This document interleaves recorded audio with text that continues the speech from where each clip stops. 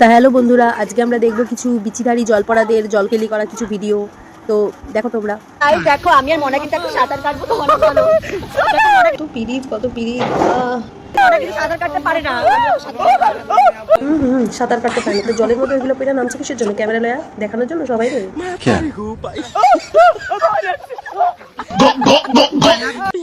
কি সর্বনাশ করতেছে? মনারে জলের মধ্যে ঢুকায়, মনার মুখের মধ্যে এগুলো কি ঢুকাই দিতেছে?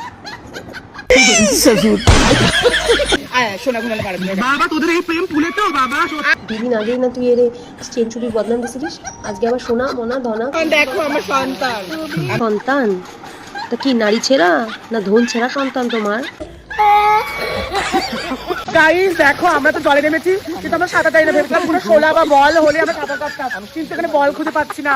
ও মা বড়দিদি, তুমি সাঁতার কাটার জন্য বল খুঁজে পাইতেছো না? তো তোমার পিছনেই তো এতগুলা আর্টিফিশিয়াল বল রয়েছে, দেখো না, সেগুলোর জন্য পয়সা থাকলেও থাকতে পারো।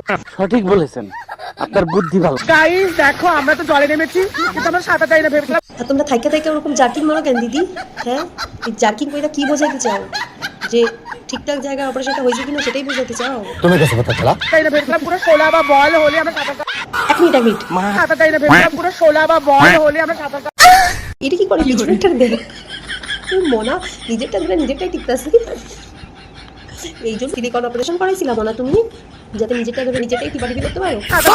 পুরো শোলা বা বল হলে আমরা সাঁতার আসলে মনা চেক করে দেখতেছে যে স্পঞ্জগুলা জলে ভিজা বেশি করে ফুল গেছে কিনা, ওই জন্য চিপা করতে জলগুলা বার করতেছে।